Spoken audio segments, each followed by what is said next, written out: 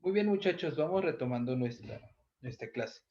Para que vaya quedando un poquito más claro, vamos a ver las diferencias que tendría este periodo de hipertrofia y este periodo de definición de desarrollo.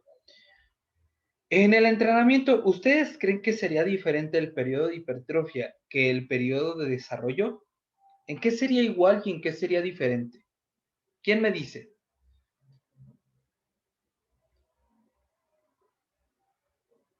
Iris, ¿tú qué crees?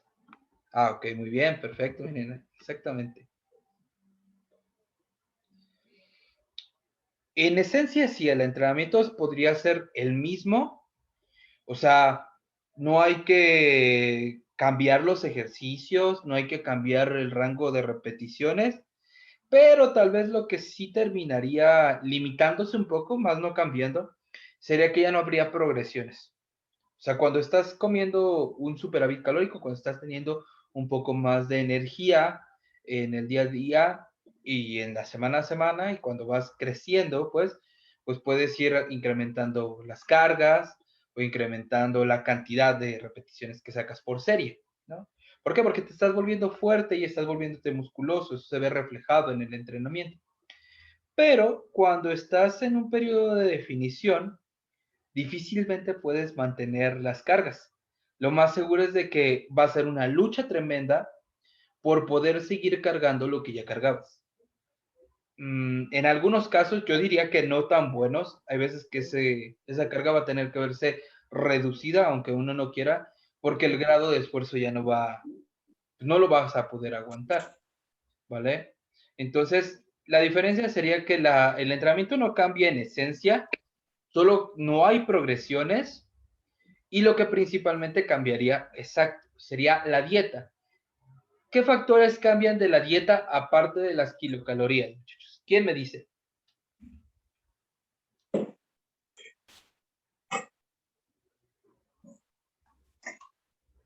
La distribución de macronutrientes. Exacto. ¿Cuáles aumentan y cuáles bajan? Tal vez aumentarían los carbohidratos ¿Cuándo qué? ¿Cuando estamos subiendo o cuando estamos definiendo? cuando estamos definiendo. Los carbohidratos bajan, Ah, ok, porque lo que queremos es tener un poco menos de energía. ¿Para qué? sí. Para que utilicemos reserva. Las proteínas suben, porque queremos proteger el músculo. Y en algunos casos, principalmente en mujeres, los lípidos suben para evitar que haya problemas pues, hormonales, ¿vale?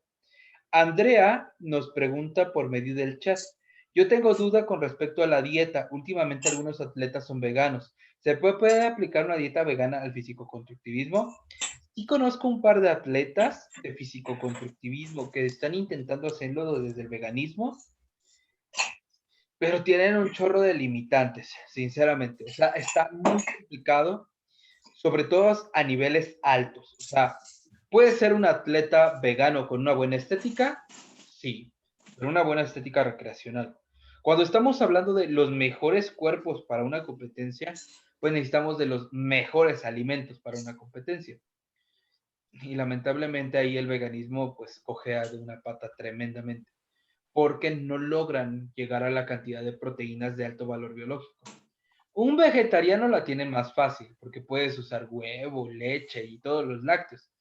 Vegetarianos sí conozco muchos, sinceramente. Veganos no. Normalmente veganos, híjole. De hecho, la mayoría de veganos que conozco tienen como pequeños breaks, o sea, permiten comer, por ejemplo, un poco de pescado, un poco de pollo, que son los que según ellos tienen menos impacto ambiental, cada cierto tiempo, porque la ausencia de ciertos macronutrientes de micronutrientes como la vitamina B y todos sus complejos se vuelve potencialmente lesivo para la salud. Entonces, pues no, simple y sencillamente la respuesta es muy difícil, muy complicado ser vegano y querer tener un buen nivel en físico-constructivismo. O sea, una vez más, a nivel recreacional no hay tanto problema. O sea, si quieres que se te vean los apps para, no sé, ir a una boda, quitarte la playera y que nadie tuviera problemas, o sea, con su autoestima, no hay tipo de problema. ¿No? Sí, pero por ejemplo, o sea, sí hay gente, pero venga, que no están en las élites, no son los que más ganan, pues, ¿vale? Son pocos. Y ahora, ahí en el caso directamente, por ejemplo, de esta chica de Sonia, tiene que ver mucho la genética también. Entonces, ¿vale? La mayoría de las personas que entran así durísimo con la parte vegana, pues se han terminado retractando, ¿no? Entonces, está complicado. Ahora, justo lo que les digo, por ejemplo, aquí estamos hablando de una competitividad de fitness. No es lo mismo no es lo mismo que de fisicoconstructivismo. O sea, no es la misma cantidad, por ejemplo, de energía ni de proteínas que necesitan. En mujeres sí lo veo un poco más factible porque pesan 50, 60, 65 kilos, ¿no? Pero intenta darle en alimentos vegetales a un hombre de 100 kilos. No vas a poder. Es muy, muy complicado. O sea, imagínense, en un hombre de justo, de 100 kilitos, ¿no? Ni siquiera más, porque sabemos que hay más pesados. Serían como mínimo 220 gramos de proteína, en definición. Podrían llegarse hasta ser 260 gramos. O sea, en kilos de carne estamos hablando de son 1, 2, 3, casi 4 kilos de carne. ¿En qué de carne? Ya hablando de carne solamente, ¿no? Obviamente sabemos que lo obtienen de diferentes fuentes, ¿no? Pero imagínense, serían casi 14 kilos de frijoles, ¿no? Sería una cosa ridícula. Sí hay situaciones en donde puede ser más favorable. Sobre todo veo muchísimo más favorable en personas pequeñas, personas delgadas, con poca masa muscular, que principalmente tengan competencias de estética celeste. Solo con suplementación, sí la suplementación va de la mano, pero hasta los suplementos son difíciles, porque por ejemplo la mayoría de proteínas son suero de leche y la leche proviene de animales. Entonces, si realmente esta chica es vegana, no puede tomar suero de leche, no puede tomar extracto de carne, no puede tomar caseinato de calcio, porque proviene también de la leche. O sea, las únicas proteínas pueden ser extractos vegetales, extracto de chícharo, de soya o extracto de papa. Entonces, la verdad son proteínas muy caras y son proteínas que tienen también muy poco valor biológico. Por ejemplo, otra estaba viendo y las proteínas, por ejemplo, estas veganas que venden en el Walmart, unas que tienen un bote bien bonito así alargado, que traen ahí un zorrito y un águila, así como con este tipo de ilustración geométrica. O sea, el medio kilo de esa cosa te cuesta como 800 pesos. Esa misma cantidad de proteína te la compras, digo, perdón, en ese mismo precio te compras un kilo exacto, las de Beerman. Te compras un kilo de cualquier concentrado de suero de leche WP80, que es de muy buena calidad. De hecho, cuesta casi 3 veces más la proteína vegetariana. Bueno, vegana, perdón, porque si no es lo mismo. Entonces, híjole, sí se puede, pero tienes que tener como todos esos parámetros. Ser alguien no muy grande, alguien que compite en una categoría que no necesita tanta masa muscular, ser muy controlado en la parte de la dieta, tener muchas fuentes diferentes, por ejemplo, muchos cereales, muchas leguminosas, etcétera. Sí suplementarte y aún así estoy seguro que seguirás siendo un atleta pequeño. Entonces, acuérdense que esto va a depender mucho de los clientes. O sea, si tú te sientes bien con ser una persona pequeña, estás bien. Pero, por ejemplo, aquí los hombres, la mayoría me podrá dar la razón. Son más en porcentaje los hombres que queremos estar grandes, sentirnos muy, muy fuertes, que los hombres que solamente quieren estar pequeños. O sea, hasta los hombres grandes también quieren verse definidos, eso es cierto. Y se puede. Pero ahí tienen que ver, o sea, al final no hay cosas absolutas, ¿eh? Acuérdense que tenemos que ver matices. Más dudas, está interesante esto, muchachos. Más cuestiones que quieran analizar. De rapidito voy a mostrarles la atleta que nos mencionó el compañero, ¿no? Me dice que se llama Sonia Tudela, ¿no? Ok. Híjole, sí, pues está súper pequeña, ¿no? Sí es una persona que tiene muy poca masa muscular en general, ¿no? Sobre todo más bien tiene un buen porcentaje de grasa. Y en realidad ahí sí tiene una cuestión totalmente genética. Déjense, los pongo en pantalla para que ustedes también juzguen, ¿no? Aquí está, ¿no? Vean, por ejemplo, la verdad, tiene una composición genética muy buena para las competiciones de fitness. O sea, tiene una espalda pequeña, un torso largo, una cadera pequeña, fémur largo. O sea, tiene una composición adecuada para, por ejemplo, la figura o el bikini fitness. Pero de ahí a que pudiera ser, digamos, el salto, está difícil, ¿vale? Y se ve que es bajita. Entonces, sí, seguramente para ella es sustentable el veganismo.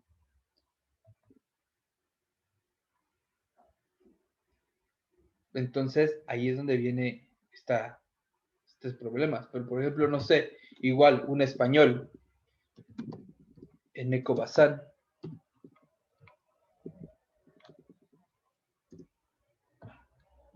perdón, Basman. Él intentó durante un tiempo hacer veganismo y no pudo. O sea, simplemente dijo, es que no se puede. O sea, llegaba al punto en donde ya sentía que vomitaba de tantos cereales y leguminosas que tenía que comer. Y él es una persona que compite en 75, 78 kilogramos.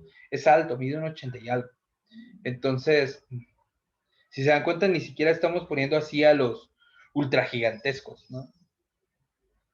Entonces, está complicado en ese aspecto. Ustedes forman su criterio, chavos. Pero al fin y al cabo, pues yo les muestro la tendencia que ha habido pues a nivel internacional, ¿vale? ¿Alguna otra duda o comentario, muchachos? ¿Seguros? Ahora, para una vida, o sea, para alguien que haga esto de manera recreativa y quiera ser vegetariano o vegano, seguramente sí puede ser sustentable, ¿vale?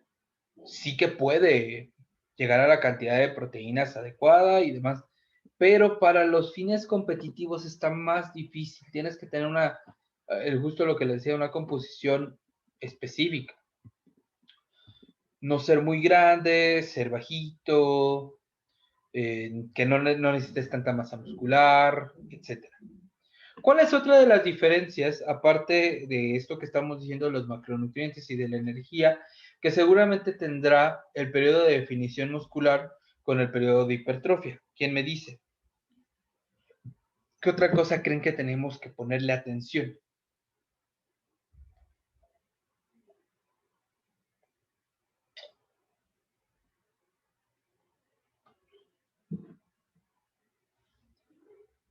Es más, yo se los voy a poner en claro.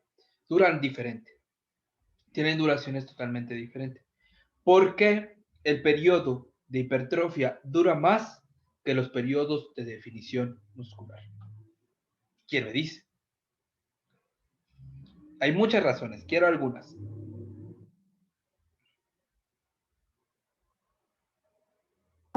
Porque es más fácil bajar grasa que subir músculo.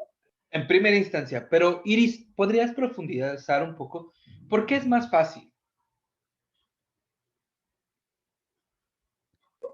Porque no requiere como de adaptaciones muy específicas, por ejemplo, para hipertrofia, si el entrenamiento no es adecuado, no se llega al estímulo, pues no se da esa parte. Hay personas que, por ejemplo, los que son muy delgados, encontrar las calorías para que hipertrofien es a veces complicado. En cambio, en pérdida de grasa, como que pues puedes ir bajando, haciendo déficits pequeños y de todas maneras va a haber una pérdida.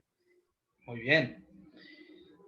¿Cómo afecta la recuperación ahí, muchachos? ¿La recuperación en un periodo de definición y en un periodo de hipertrofia será igual? ¿Me cansaré igual? ¿Me recuperaré igual? ¿Ustedes qué dicen?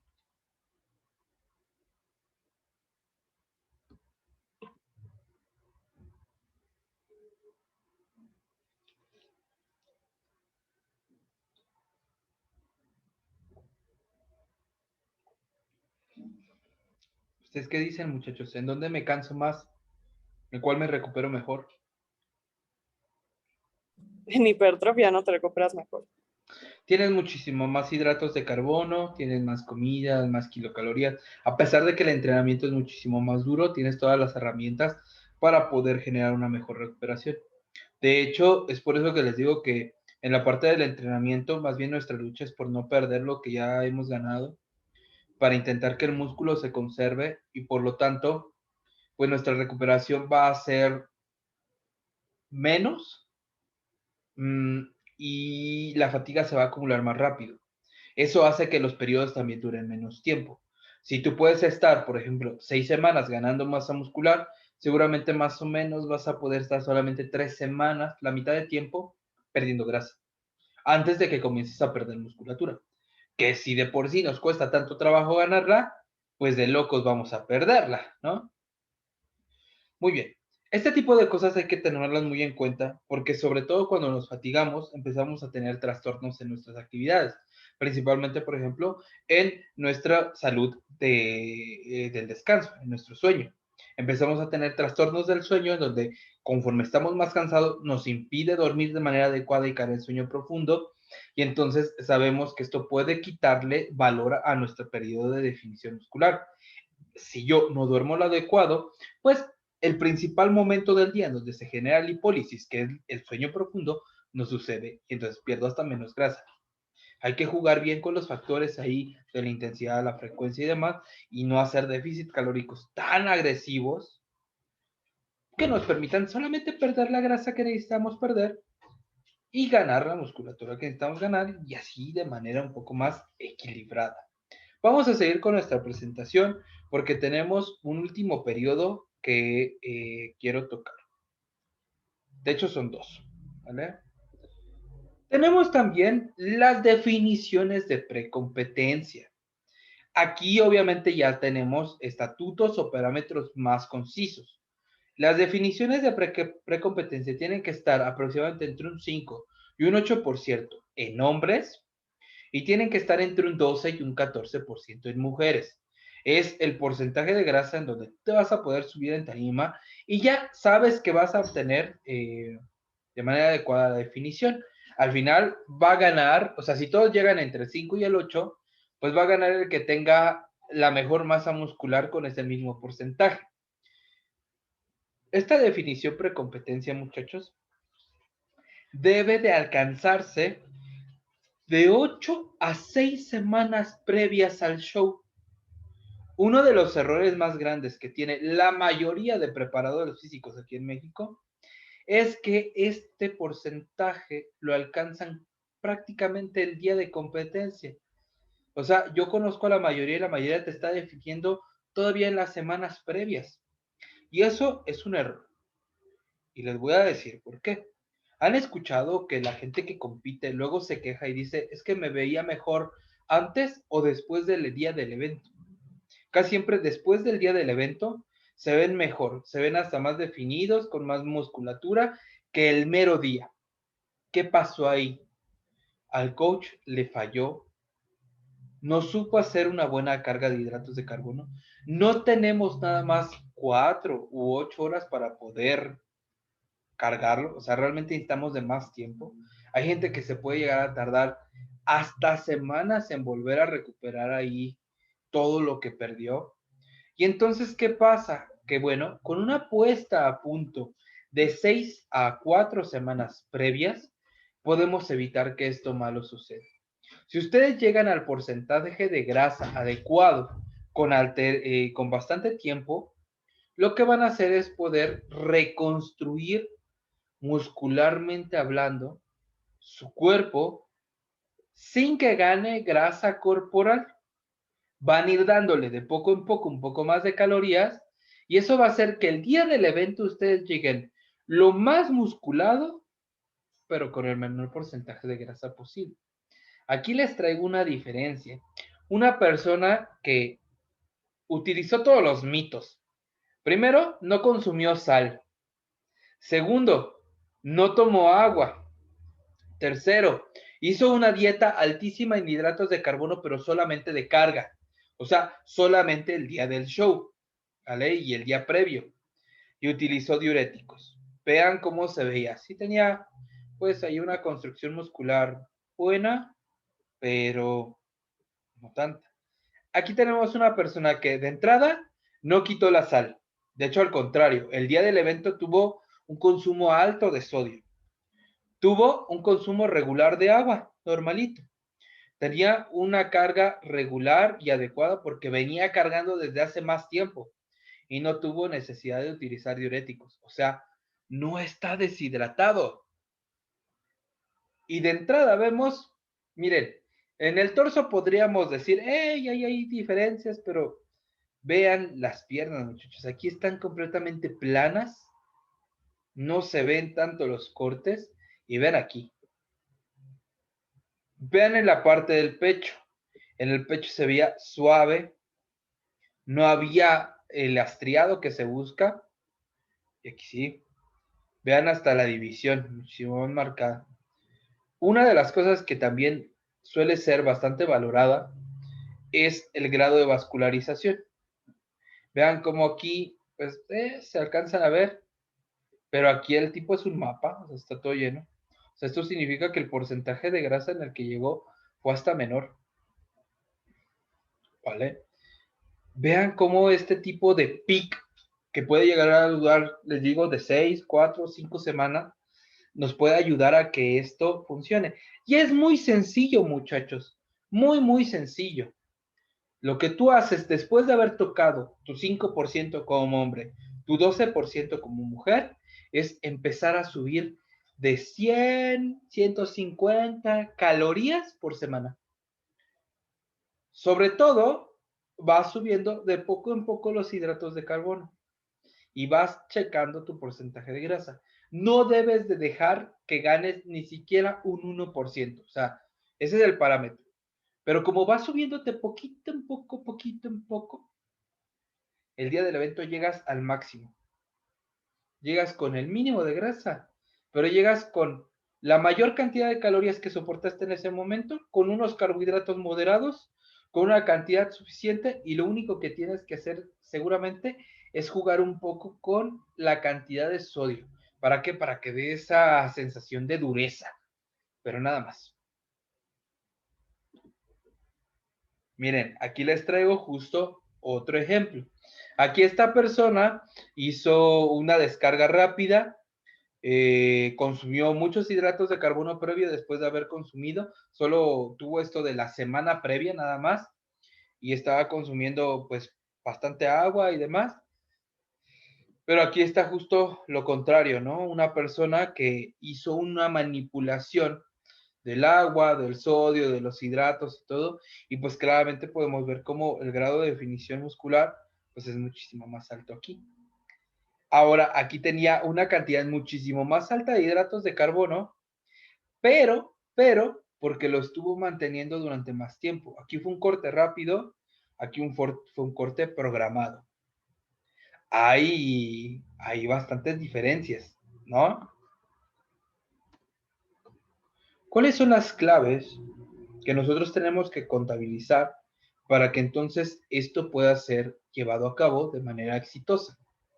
Primero que nada, una de las cosas que les recomiendo mucho es que ustedes lleven un cronograma fotográfico desde la semana 1 hasta el día del show. Ustedes, sobre todo tomando en cuenta las poses o el tipo de indumentaria que ustedes van a utilizar. Me ha tocado mucho ver gente que de repente el bikini se lo está comprando unas semanas antes y luego es las semanas donde más cambias y entonces pues, le tienen que hacer un chorro de cambios, ¿no? O sea, yo recomiendo que normalmente pues vayas previendo un poco más y esto te va a ayudar también a identificar cuáles son los puntos en donde necesitas mejorar y entonces también puedas tener mejoras y cambios en la parte del entrenamiento, sobre todo en la parte de hipertrofia. Ya cuando estás en la parte de definición, ahí ya no sirve de nada que le muevas. Ahí la verdad ya no va a haber ningún cambio porque no hay la materia prima para generarlo. Lo que sí es de que lo tienes que mantener para que veas cómo van las pérdidas de porcentaje. Hay que evitar los estancamientos. Por lo tanto, los periodos tanto de ganancia muscular como de periodo de pérdida de grasa tienen que estar bien estipulados la cantidad que quiero perder o la tasa de pérdida que tengo. Por ejemplo, les estaba diciendo que cuando una persona va de subida, pues alrededor va a estar ganando pues entre el 0.5 y el 1% de peso por semana. Cuando sea menos del 0.5, ya paro, ya no tiene caso, ¿vale?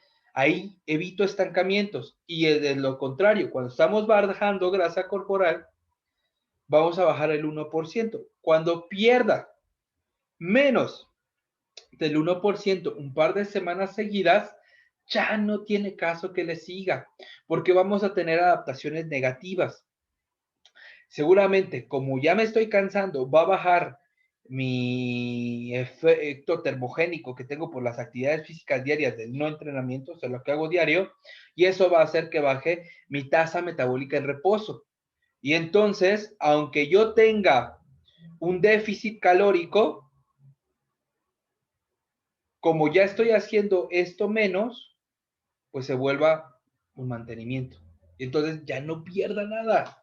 Esto le pasa a la mayoría, muchachos. Es un error súper común. Que conforme te estás cansando más, no estás rindiendo en el entreno y ya estás comiendo muy pocas calorías, le bajas a tu ritmo de vida. Es hasta pues, lógico. O sea, si me estoy cansando mucho y ya no estoy rindiendo, pues tengo que descansar más, ¿no? Y entonces esto termina teniendo un impacto negativo en la pérdida de grasa. Lo ideal es de que yo lo pueda medir. ¿Cómo lo mido, muchachos? Pues, por ejemplo, con el conteo de pasos. Yo le digo a mis clientes cuando están en definición que tienen que mantener entre 10,000 y 12,000 pasos al día. ¿Cómo le hagan? No importa, que se saquen a pasear al perro más veces, que se vayan a dar un paseíto, que se pongan así, si quieren hacer caminadora, pues que hagan caminadora. O sea, el chiste es que se mantengan en esa cantidad para que su NEAT sea el adecuado, aparte del entrenamiento, porque el entrenamiento aparte se tiene que hacer. Si tú tienes un buen equilibrio en tu NEAT, tu entrenamiento y la cantidad de kilocalorías que tienes que consumir, lo más seguro es de que evites estas adaptaciones negativas. Y obviamente las vas a evitar previendo. ¿Cómo? Midiendo las cosas. ¿Hasta aquí dudas? ¿Seguros? Muy bien. ¿Cuáles son las mediciones entonces que tenemos que tomar en cuenta? Peso, porcentaje de grasa. Idealmente yo les recomiendo que lo hagan por plicómetro. La verdad, por pedancia es muy, muy variable y muchas veces causa muchos errores. Tomar en cuenta la masa libre de grasa y por lo tanto sacar el índice de masa libre de grasa, el Free Fat Max Index, ¿vale? A esto le sumamos pues las circunferencias, ¿no? De los diámetros. Esas son las mediciones que ustedes tienen que hacer a lo largo. Les va a decir cuando estén en hipertrofia que realmente está funcionando. Les va a decir cuando estén en definición de desarrollo cuándo parar.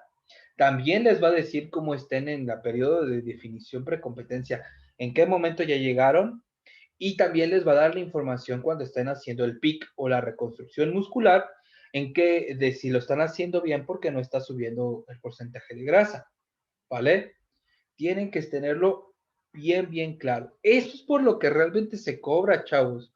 No porque el entrenador ahí te esté abrazando y te esté ayudando a hacer tu sentadilla tipo Titanic. No, no porque te ponga los disquitos en la barra o te cuente las repeticiones. Estas son las mediciones que realmente valen la pena. Tanto la programación como esto es lo que se cobra en un personalizado, en un entrenamiento realmente individual. Hasta aquí, chicos. Dudas. Es más, para los que no vayan a ser entrenadores o no quieran ser entrenadores, esto es lo que deben de exigir del entrenador. Si no les da esto, es un entrenador chafita. Y mejor se consiguen uno que valga lo que ustedes le están pagando. ¿Dudas? ¿Comentarios? ¿Quién me dice?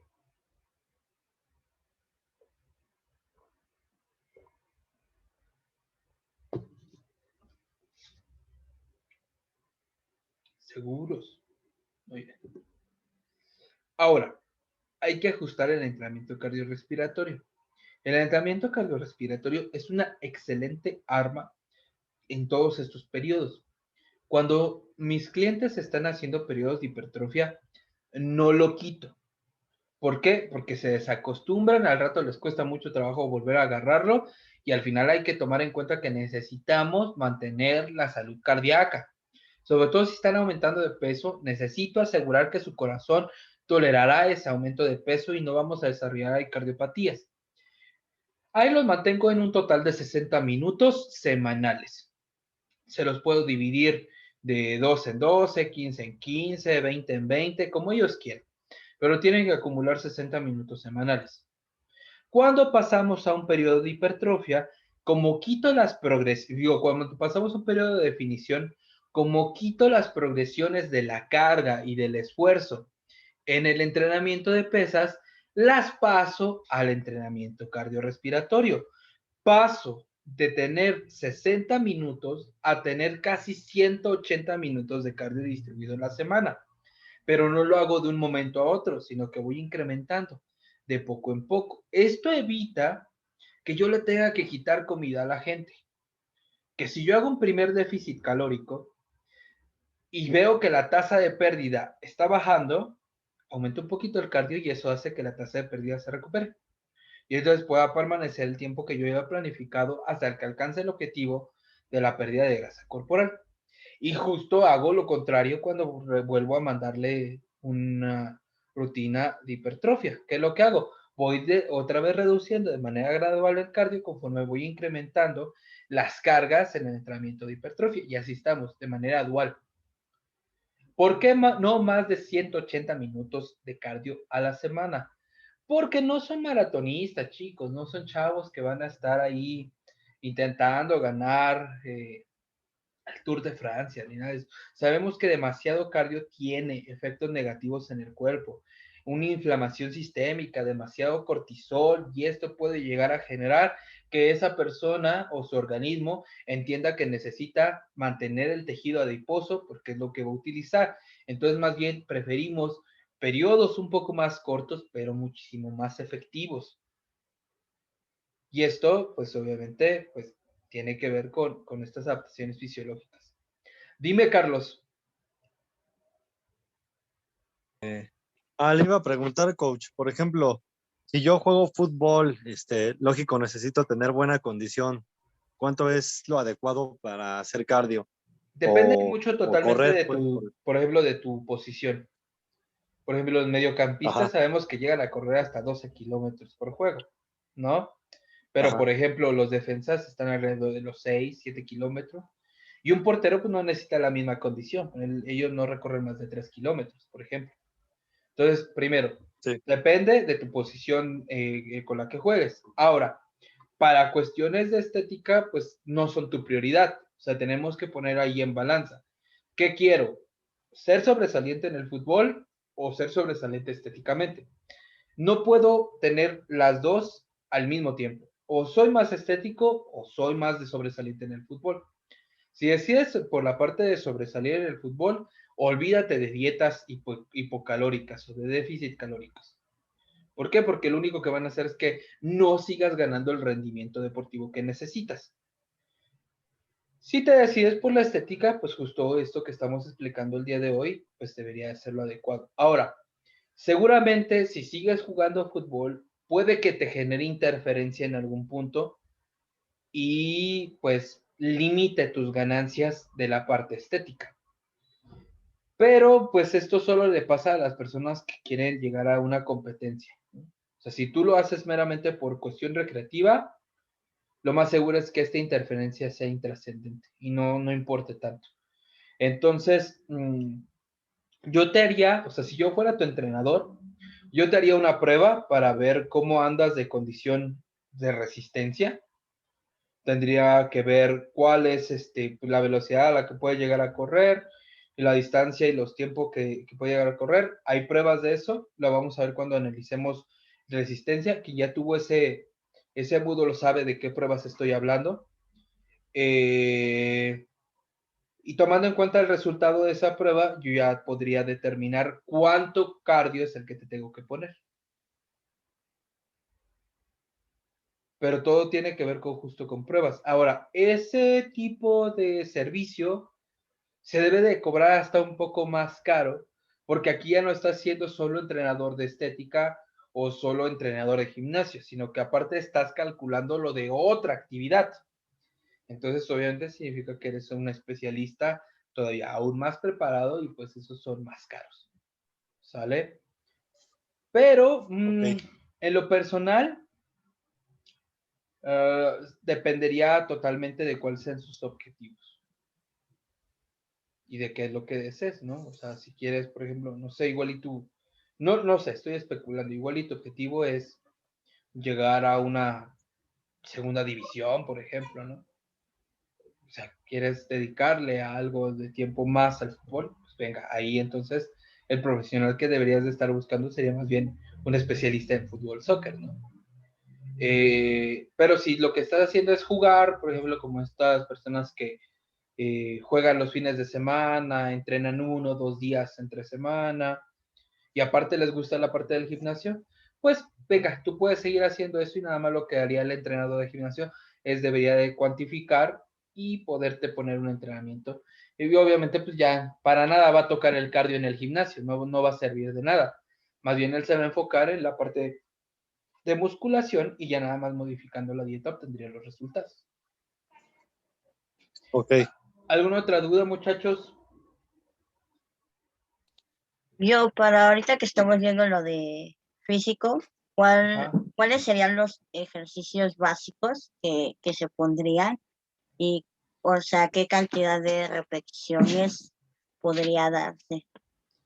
Mira, ejercicios básicos, sentadilla, peso muerto, press banca, press de hombro, remo, dominadas o jalones, que son los básicos de para todos, ¿no? Esos serían los que son como, pues yo diría que hasta inamovibles, no tanto así, pero sí son los que más beneficio nos van a dar. Y de ahí sus variantes. Ahí como variantes, pues hay un buen. Rango de repeticiones, desde una repetición a 30. Sabemos que el rango de repeticiones no es lo que importa, sino el grado de intensidad, que es lo que vimos la clase pasada. Número de series, lo que vimos la clase pasada, depende totalmente del nivel del cliente. Si el cliente es una persona novata, de 9 a 11 series semanales por movimiento. Si es una persona intermedia, de 12 a 14.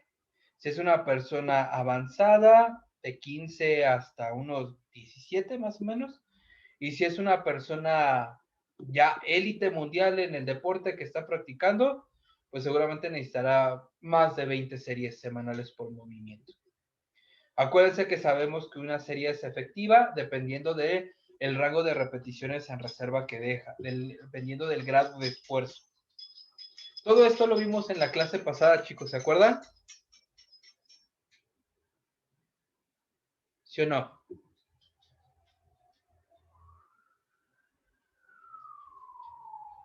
Si se dan cuenta, es como un rompecabezas. O sea, yo tengo que irlo acomodando.